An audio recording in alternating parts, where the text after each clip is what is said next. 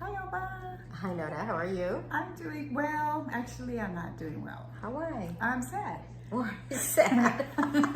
Because you're leaving tomorrow. And we've had so much fun here in San Antonio together. I don't want my Elva to leave. We have had a lot of fun, definitely. We had fun-filled days. Yeah, it's been a week. I arrived last Tuesday, and tomorrow's Tuesday, so I'm going back home tomorrow. And it flew by. It did. It's like we just had fun every single day. You know, Well, there was nonstop fun. Yeah. And nonstop eating. I know. Yeah. And actually, nonstop fun is really the theme of our lives because it's funny because when we were little girls, We're still little girls. Yeah, exactly. Little old we girls. used to play together. We lived in Chicago, and we used to make mud pies outside of her house in the backyard. And we were, like 3, 4, 5 years old. And then your family moved to Texas first when you were 6. Yeah, I was first grade to Texas. Yeah.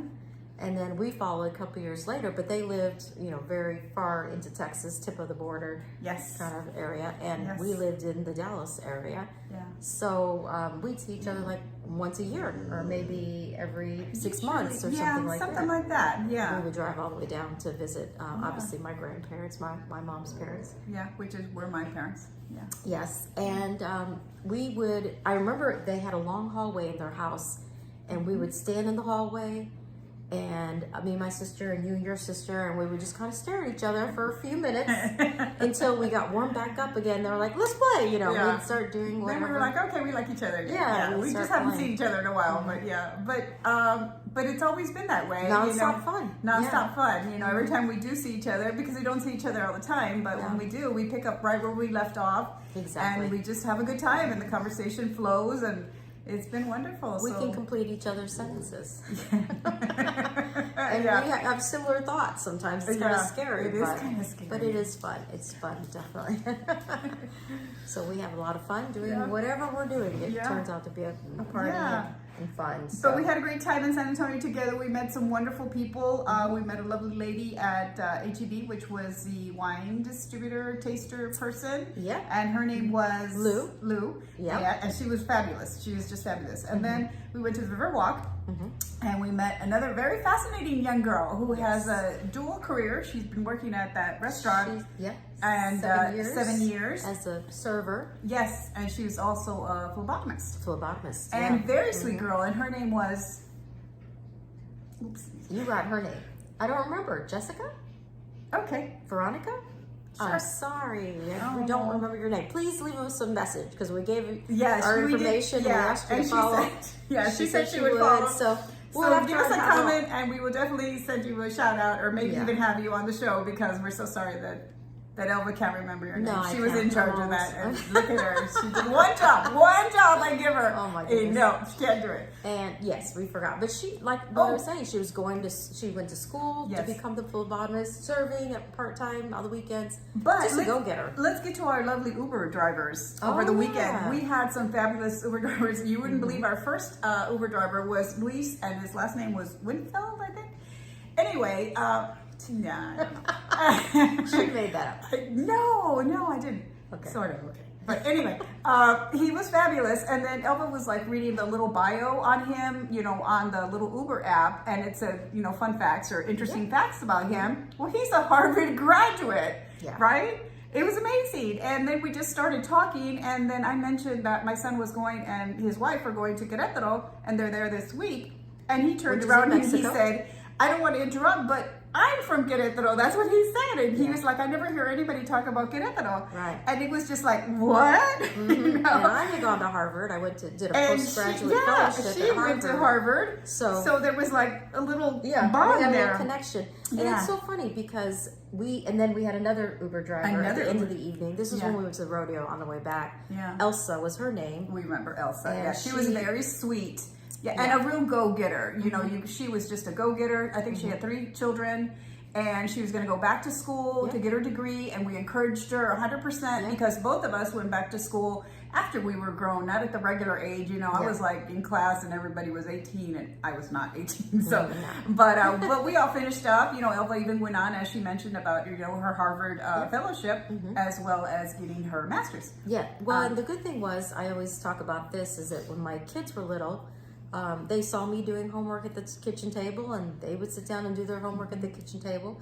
So I never had to say, go do your homework. Yeah. They just knew it was homework time for all of us. Yeah. And then, but slowly but surely, Yeah. I finished my degrees, and I think they realized how important education is to all of us. So. And we have to always try to encourage everybody, young people that we meet that are like thinking, well, can I do it? Can I not do it? You can do it. If we did it, you can do it. And if you need our help or my help, I'm here in San Antonio and you're here in San Antonio, and you need help from me or guidance or anything, or kick in the butt, to keep going to school, I will be there for you. And then also pivoting. Pivoting is important, like changing careers, because certainly my degrees were in sociology, and I did a lot of, nonprofit work for 15, 20 years. But then I changed directions. I decided, I want to be an entrepreneur, and I started my own business, running a bakery, a cake shop, custom cake shop. And so that was a big pivot for me. Yeah. And now I'm pivoting again since we've ended our business, and I'm doing something different again. Yeah. And she's starting real estate. Yeah, I'm studying to be a realtor. And during COVID, I also, went online and took all of the courses and passed exams. So I am also a realtor. So, and I also have my other job. But so, there's just a world of different things that you can try and do. Just never give up. Right. Even if you're older, like us, 60 and 60. And but there's always, and you can always start something new. It doesn't matter the age. Hobby, a new career. It doesn't have to be a career. It could be a hobby, something you've always. And that's why I started the custom cake shop, is because my hobby was decorating cakes, and I thought this would be fun to do as a business, and so it led me that path. Right. And I think it's been an adventure my whole life, just changing different paths and all. And I've been lucky to have the support of my spouse, who's always been, a champion of anything I've wanted to do. Yeah, and it's great. Nice to have that. But it's never too late to change careers. No, it's never too late. And always listen to those people in your lives that are saying, hey, yeah, you can do it. They're being your little cheerleader in the background. Because you're always going to find those people that would be like, why do you want to do that? Or that's stupid, or that's a dumb idea, or that'll never work. Don't listen to those people. In fact, get away from those people. Fast, run energy. Yes, you don't want that. No, you definitely have to be around people that support you and support your dreams, and they can be honest with you and say what they think or they believe, but it's always your decision to move on and better yourself in some other way, or just the old days. I think our parents stayed at the same job for their whole life. Yeah. Even if they were miserable, they were just like, well, this was my job. I'm going to do this forever.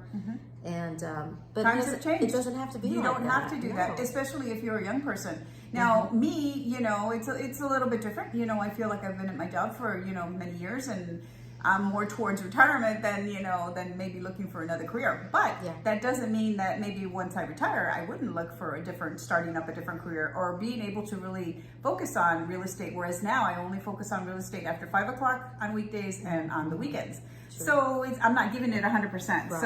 But maybe later. But anyway, we just wanted to pop in, say hello, tell you, and thank you for your comments. Thank you for your likes. Thank you for subscribing. We appreciate all of it. We love talking to you. Anything else, Elva? Well, actually, right now we're getting ready to sit down and do a goals writing session for ourselves, for our YouTube channel. We think that's really important, and we'll probably do a whole session on the importance of positive thinking, affirmations, gratitude, of course, and all that. And so we decided to go ahead and put it all down while we're together, and then take it home and look at it every day. I remember when I worked all those years, at the end of every year, we'd have to write our goals for the next year. But sometimes we'd then file that in our filing cabinet or drawer, and not look at it until the end of the year. And we're like, oh, well, we missed that target. But it was all about look at it every single day. Yeah, and it was all about work and business. So now we're doing these boards, which is actually Elva's idea, and I have to thank her for that, because I have always been a person who has goals. Goals set for, short term, middle term, and then long term. You got to have that in your life. You got to be working towards something, especially you young folks out there, But anyway, we will tell you more about that once we get them all drawn up and done. We might even do that. I guess we'll stay up tonight and do that. Yes. So and then we're going to talk about, probably our next video or two, we'll talk about manifesting your goals and your dreams. Because we're firm believers in the power of manifesting. Yes, you can do it. If you can dream it, if you can visualize it, you can do it. Definitely. Working towards it, of course. That's But right. anyway, we've been on for enough. We don't want to take any more of your time. But again, we love hearing from you. Like and subscribe. And thanks for watching. Bye. Bye.